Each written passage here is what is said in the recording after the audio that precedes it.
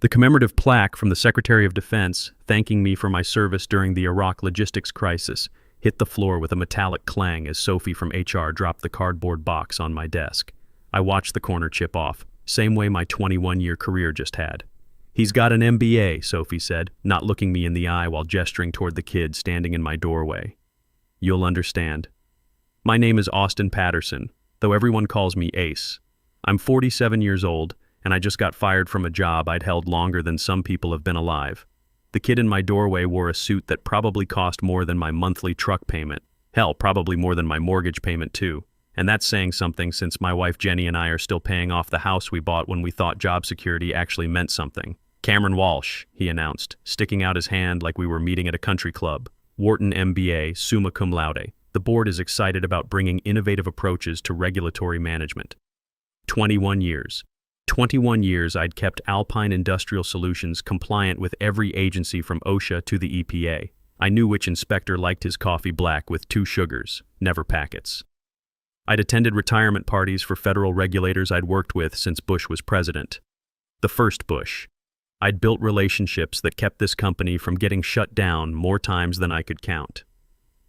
"The nameplate comes right off," Cameron added, already eyeing my office like he was measuring for new furniture.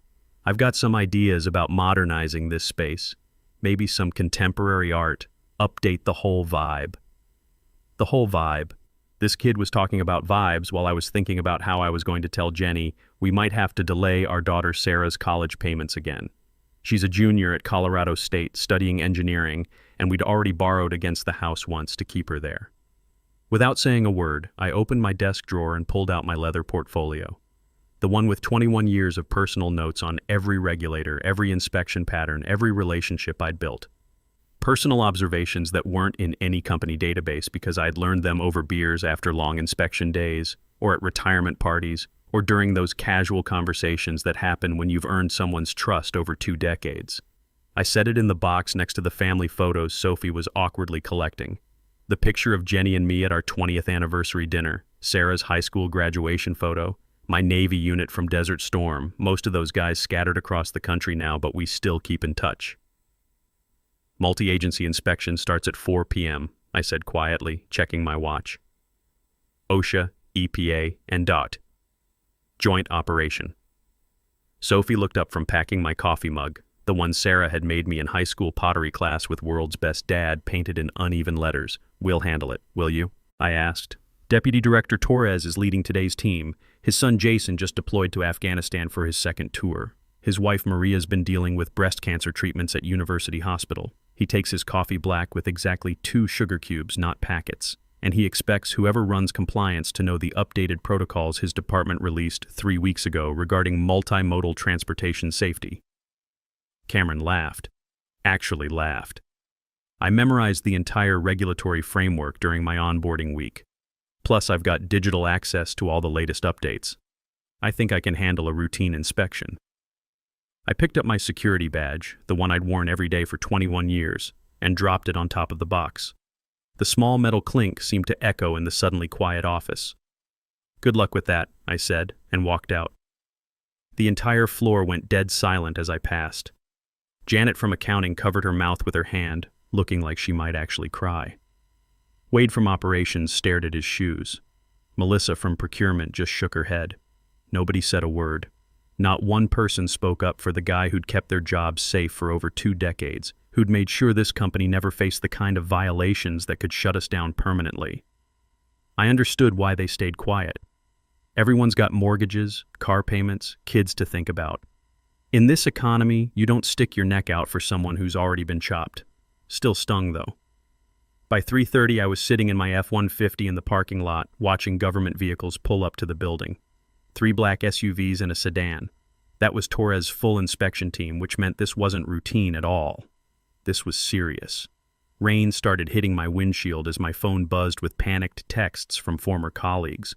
What do we do about the hazmat storage protocols? Where are the DOT compliance certificates? Cameron's asking for the EPA variance documentation but can't find it.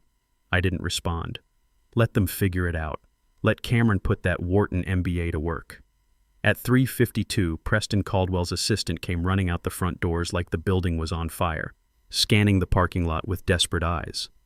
Caldwell, the board chair who'd been with Alpine for exactly 4 months and thought he knew better than everyone who'd been here since the Clinton administration.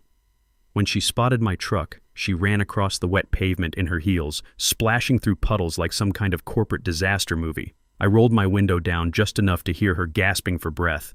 "Please, Ace." Torres walked out.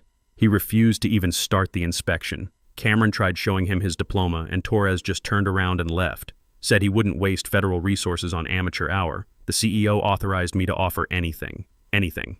I checked my watch. 3:55. How's that MBA working out for everyone? Look, if you've ever been thrown under the bus by people who thought credentials mattered more than results, you know exactly how this felt. That moment when they realized they just made the biggest mistake of their careers. Pure satisfaction. The inspection team is giving us exactly 20 minutes to get you back in that building, or they're issuing a critical violation notice, she pleaded, rain dripping off her nose. Do you have any idea what that would do to our stock price? To everyone's jobs? I stared at the rain-streaked windshield, thinking about Jenny at home, probably starting dinner, not knowing our world had just turned upside down, thinking about Sarah's tuition bill that was due next month, thinking about the 401k I'd been building for 21 years that suddenly felt a lot less secure. But mostly thinking about Deputy Director Jimmy Torres walking out of that building because some kid with an MBA thought a piece of paper mattered more than the relationship I'd built with him over 2 decades. Let me back up and tell you who I am. Austin Patterson, former Navy logistics officer, 21 years keeping Alpine Industrial Solutions out of trouble. No fancy degree, just real-world experience managing supply chains under hostile fire and Desert Storm, then transitioning that knowledge to keep a manufacturing company compliant with more federal agencies than most people know exist. I started at Alpine right after my military service ended, working my way up from safety coordinator to director of regulatory affairs. When you're dealing with heavy equipment manufacturing, you're talking about regulations thicker than the Denver phone book. One major violation can shut down production lines, trigger congressional hearings, or cost millions in fines that could bankrupt a company overnight. The day before my public humiliation started with signals I should have read better. People avoiding eye contact in the hallways. My assistant Lisa's desk suddenly empty when I came in Monday morning. When I asked Wade about her, he just mumbled something about her being reassigned to special projects. Red flag number 1, but I figured it was just more corporate reorganization nonsense. Then came the executive meeting where CEO Garrett Mills kept talking about bringing fresh perspectives to regulatory management and modernizing our approach to federal compliance, while dodging every direct question I asked about budget allocations and staffing changes. Red flag number 2. That evening, Wade texted me something that should have been a neon warning sign. "Sorry about tomorrow, man. Wasn't my call. You know I got your back, but this came from way above my pay grade." Red flag number 3, and I still walked into that office the next morning thinking it was just another day. Nothing prepares you for getting stabbed in the back by people you've made rich for over 2 decades. Now I sat in my truck, rain drumming on the roof like machine gun fire, while Caldwell's assistant begged me to save the company that had just thrown me away like yesterday's newspaper. Torres said he's dealt with compliance directors who learned the job from textbooks before, she continued, desperation making her voice higher. He said it never ends well. He only works with people who understand that federal inspection is about relationship and trust, not regulations and procedures. Smart man, I said. I've been telling management that for 21 years. The inspection team said if we don't have proper compliance leadership in place within 15 minutes, they'll recommend our facility for enhanced scrutiny status. That means surprise inspections every 60 days instead of annual reviews. It means production delays. It means our defense contracts get reviewed. She was painting the picture, but I already knew what enhanced scrutiny meant. I'd helped other companies dig out from under it. Some never recovered. Please, what do you want? Chief Compliance Officer title, your office back, double your salary. Whatever it takes. I let the silence stretch out while rain pounded harder against my truck. 21 years of loyalty, of working weekends during crisis situations, of flying to Washington on my own dime to maintain relationships with regulatory officials, of missing Sarah's soccer games because some inspector needed personal attention during a critical review. All of it dismissed because Preston Caldwell, who'd been with the company for 4 months, decided we needed someone with academic credentials instead of old-school relationship management. Tell me something, I said finally. Was it Mills' idea to replace me, or did Caldwell push for someone with an MBA? Caldwell led the charge. He kept saying we needed intellectual rigor in compliance, someone who understood modern regulatory frameworks and could implement systematic approaches to federal oversight. Her air quotes told me everything I needed to know. Caldwell, who'd never sat through a single inspection, who'd never had to explain to a federal official why our documentation didn't match our procedures, who'd never built the kind of personal trust that keeps inspectors focused on compliance rather than punishment. 12 minutes, she said, checking her phone. Please, Ace. What's it going to take? The question hung in the air between us while rain drummed against the roof of my truck. What did I want? I wanted more than just my job back. I wanted them to understand that experience isn't something you can download or learn from a textbook. I wanted Caldwell to personally acknowledge that he'd almost destroyed a company because he confused credentials with competence. But mostly, I wanted to make sure this never happened again. I want Executive VP of Regulatory Affairs and Operations, reporting directly to the CEO, I said, my voice steady despite the adrenaline pumping through my system. 65% salary increase, my corner office back. And I want Cameron to work as my assistant for 12 months minimum to learn how regulatory relationships actually function in the real world. Done, she said without hesitation. Anything else? One more thing. I want Caldwell to personally apologize in front of the full board of directors for nearly destroying this company's federal standing. She hesitated for the first time, rain dripping off her chin. I don't know if... Then enjoy explaining to shareholders why we failed a joint federal inspection and got placed on enhanced scrutiny status. Enjoy explaining why our defense contracts are under review and why our stock price is about to crater. 8 minutes later, I walked back into that building, my boots echoing off the marble floor like I owned the place. Which, in a way, I guess I did now. Executives lined the hallway looking pale as ghosts. Mills stood near the elevator, tie loosened, sweat visible on his forehead despite the air conditioning. Torres sat in the main conference room with his inspection team, arms crossed, clearly annoyed but still professional. 2 OSHA inspectors, 1 EPA specialist, and a DOT compliance officer. I knew all of them personally. The moment Torres saw me, his expression softened slightly. Cutting it close, Ace. Traffic, I said with a hint of a smile. How's Jason handling his second deployment? Better than Maria and I are handling it, he replied. Kid calls when he can. Says the food's worse than his mother's cooking, which is saying something since she burns water. His eyes shifted to where Cameron stood clutching a binder with white knuckles, clearly out of his depth. Your colleague here tried telling me the hazardous waste storage requirements changed last month. I nodded. They did, Jimmy. But only for Class 3 materials, and only after completing the additional stability documentation your department approved in conjunction with EPA last quarter. The change doesn't affect our current storage protocols because we're still using the enhanced containment system we installed in 2019. Torres raised an eyebrow, impressed despite himself. You read the updates. I helped draft the industry comment letters on them. Remember that conference call in September where they asked for input on implementation timelines? For the next 3 hours, I guided Torres and his team through every department. I introduced him to new employees, remembered details about his family and his colleagues' careers, and made sure every regulation wasn't just met, but exceeded. When we reached the hazmat storage area, I pulled out documentation that Cameron couldn't have known existed because it lived in relationships, not filing cabinets. Here's the correspondence with your office about the variance request we filed last year, I said, handing Torres a folder. And here's the follow-up documentation showing we exceeded the recommended safety margins by 30%. Behind me, Cameron followed silently, watching as I navigated complex federal compliance through relationships built over 2 decades. I could see him starting to understand that regulatory management wasn't about memorizing rules. It was about understanding the people who wrote them and the reasons they mattered. When Torres finally signed off on the inspection, declaring us fully compliant with commendations for proactive safety measures, CEO Mills pulled me into his office. That was... Jesus, Ace.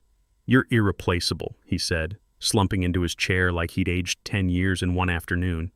I tried to tell you that yesterday, I replied, not bothering to sit down. We made a serious mistake. Yes, you did. I leaned forward, hands on his desk. Now let's discuss how you're going to make sure it never happens again. What Mills didn't know, what none of them knew, was that I hadn't just come back to save one inspection. I had information. Information that could reshape our entire competitive landscape. See, during my 2 decades of building relationships with federal agencies, I'd learned more than just how to pass inspections. Inspectors talk to each other.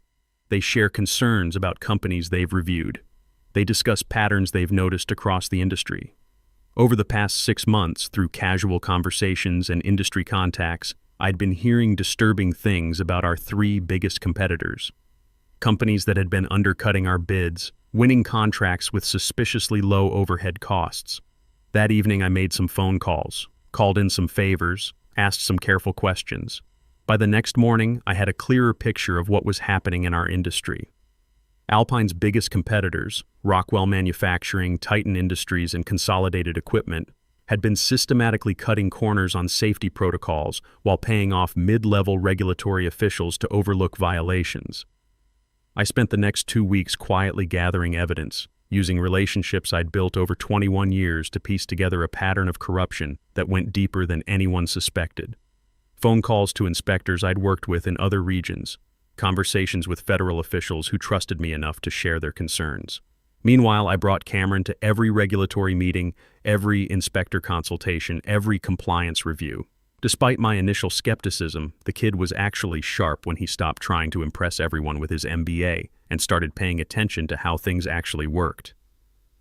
"Why did you thank Inspector Rodriguez for finding that minor labeling discrepancy?" Cameron asked after one facility review. "Shouldn't we want 0 findings?" "Rodriguez prides herself on thoroughness," I explained as we walked to the parking lot. By acknowledging her professional competence, I reinforced her sense of value. She found something minor because she needs to justify her inspection time, but she overlooked 3 potential major issues because she trusts our overall compliance program. Cameron stopped walking. That's brilliant. They definitely didn't teach relationship psychology at Wharton. "No business school teaches 21 years of trust building," I said, "but you can learn it in 12 months if you pay attention and stop thinking your degree makes you smarter than everyone else." 2 weeks later, I stood before the full board of directors. Cameron sat in the corner taking notes as I'd instructed, no longer the arrogant kid who'd tried to take my office.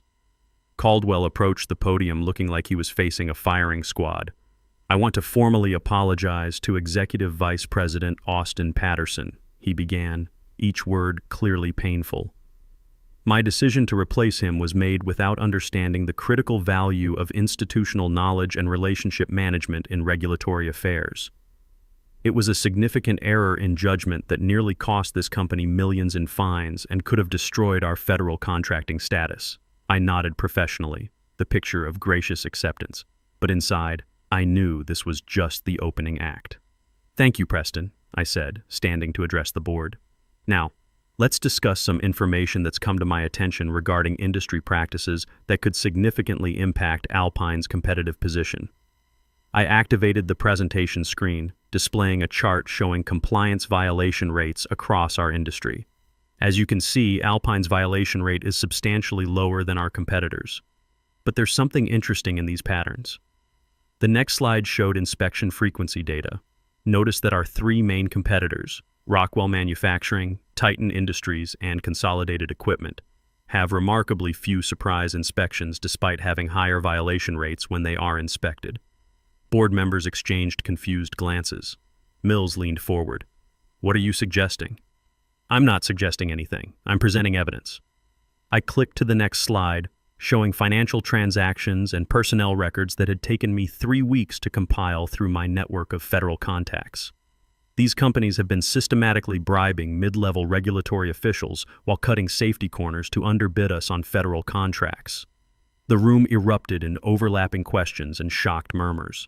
I raised my hand for silence. Federal investigators have been building cases against all 3 companies for the past 6 months. They kept me informed because of the trust relationships we've built over 21 years. These companies will face criminal charges within the next 2 weeks. Caldwell's face had gone ashen. If this becomes public, their stock prices will collapse. Yes, they will, I agreed calmly. Which brings me to Alpine's strategic response. I distributed folders containing my detailed analysis. We have two options. Option 1, become a key witness in the federal investigation, sharing our industry knowledge and compliance expertise. This provides us immunity, positions us as an industry leader in ethical practices, and gives us preferential access to government contracts when our competitors face debarment. Mills flipped through the documents, eyes widening. And option 2, be investigated alongside them. Without someone federal agencies trust vouching for our integrity, investigators might assume similar practices across the entire industry. The silence stretched uncomfortably before Torres spoke up via speakerphone from Washington. I'd arranged for him to join the meeting to explain the federal perspective. The Department of Justice is forming an industry task force to reshape federal contracting standards. His voice crackled through the speaker. We need companies with proven compliance records and ethical leadership to help develop new oversight frameworks. Alpine is being considered for a leadership role, assuming you have the right compliance expertise in place. I clicked to my final slide showing projected contract awards and market share gains. Our compliance reputation, combined with our competitors' legal troubles, positions us to capture approximately 40% additional market share over the next 18 months. Estimated additional revenue, $180 million annually. The board sat in stunned silence, processing the magnitude of what I was proposing.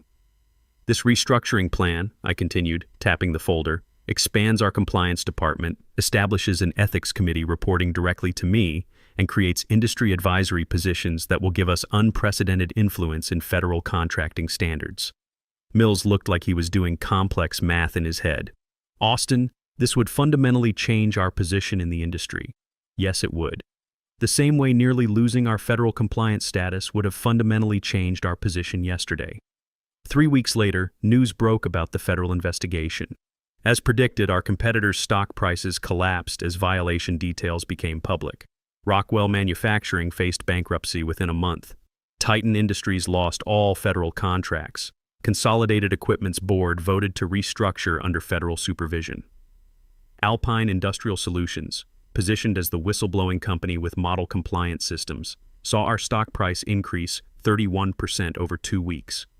Government contracts started flowing our way as competitors faced debarment. I sat in my expanded corner office, now with an adjacent conference room and a view of the mountains, reviewing applications for my growing compliance team. Cameron entered with afternoon reports, no longer trying to prove himself, just doing solid work. Rockwell's CEO resigned this morning, he announced. Their board is interviewing candidates for federal oversight compliance. Expected, I said, signing off on vendor agreements that would have gone to competitors 6 months ago. How are we positioned for their military logistics contracts? Already submitted preliminary bids. We're the frontrunner given our cooperation with federal investigators and our compliance record. That afternoon, Torres called with the news that would complete my transformation from fired employee to industry leader. The Department of Defense is forming a permanent industry advisory committee to reshape compliance standards across all federal contractors, he said. They want someone who understands both government requirements and industry realities. Someone with integrity and proven relationships across multiple agencies. I looked out my office window at the company campus below, thinking about Jenny's reaction when I told her about my new salary and bonus structure. Thinking about Sarah's college tuition being fully covered now, with money left over for her graduate school plans. I'd be honored to serve, I replied. When I hung up, I opened my desk drawer and looked at the new nameplate that had been installed yesterday. Austin Patterson, Executive Vice President, Regulatory Affairs and Operations. Cameron's 12-month apprenticeship ended last week. Yesterday, I promoted him to Deputy Director of Compliance. He'd earned it through performance, humility, and genuine learning rather than credentials and connections. Why give me this opportunity after how I came in? He'd asked when I offered the position. Because the best revenge isn't destroying your enemies, I told him. It's transforming the entire system so no one can make the same mistakes again. If you've ever been underestimated, pushed aside, or replaced by someone with better connections but less competence, I hope my story hits home. The sweetest payback isn't just getting your job back. It's reshaping the entire game so thoroughly that your value becomes undeniable. Your experience is your superpower, even when others can't see its worth. Sometimes you just have to prove it.